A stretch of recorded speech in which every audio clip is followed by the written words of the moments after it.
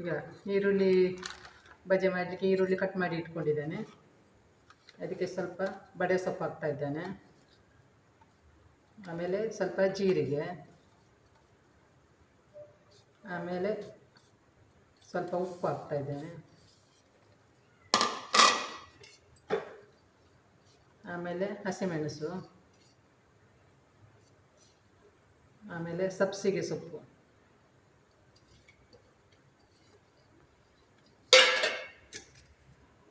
ಆಮೇಲೆ ಕೊತ್ತಂಬರಿ ಸೊಪ್ಪು,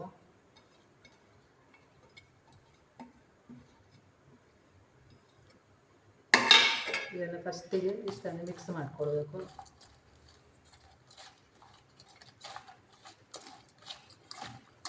ಉಪ್ಪು ಬೇಕಿದ್ರೆ ಮತ್ತೆ ಹಾಕ್ಕೊಳ್ಬೇಕು.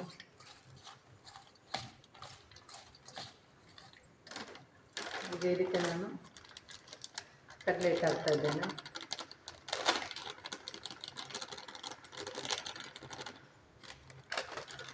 ಫಸ್ಟಿಗೆ ನೀರು ಹಾಕ್ಬೇಕಂತ ಇಲ್ಲ, ಇದರಲ್ಲಿ ನೀರು ಬಿಡ್ತದೆ ನೀರುಳ್ಳಿದು.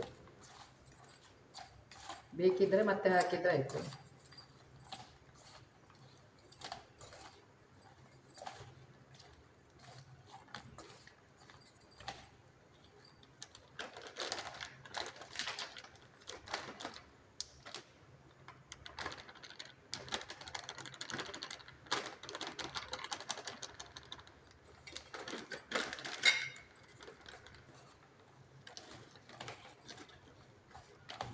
ಈಗ ಸ್ವಲ್ಪ ನೀರು ಹಾಕ್ಕೊಳ್ತಾ ಇದ್ದೇನೆ.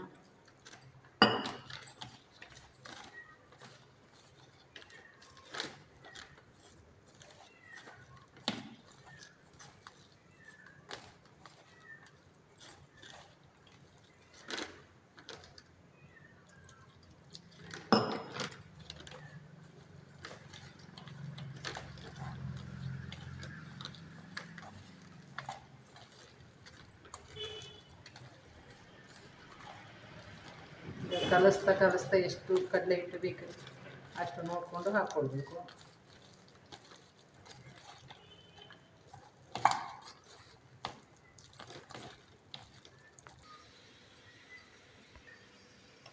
ಹಿಟ್ಟು ಕಲಸಿಟ್ಟೆ ಆಗಿದೆ.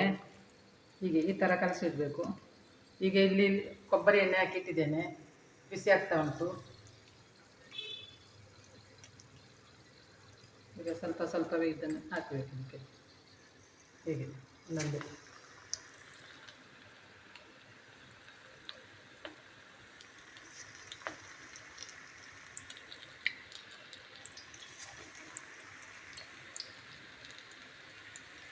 ಕೊಬ್ಬರಿ ಎಣ್ಣೆಯಲ್ಲೇ ಮಾಡಬೇಕು, ಒಳ್ಳೆಯದು.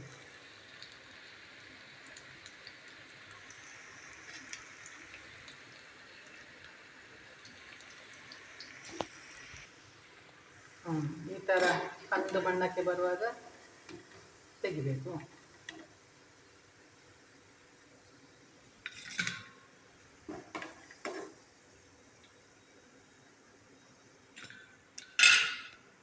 ಈಗ ಬಿಸಿ ಬಿಸಿಯಾದ ಗರಿಯಾದ ಈರುಳ್ಳಿ ಬಜೆ ತಿನ್ನಲು ರೆಡಿ. ಈ ವಿಡಿಯೋ ನಿಮಗೆ ಇಷ್ಟ ಆದರೆ ಒಂದು ಲೈಕ್ ಕೊಡಿ, ಶೇರ್ ಮಾಡಿ, ಸವಿ ಸಂಭ್ರಮ ಚಾನಲ್ಗೆ ಸಬ್ಸ್ಕ್ರೈಬ್ ಮಾಡಿ.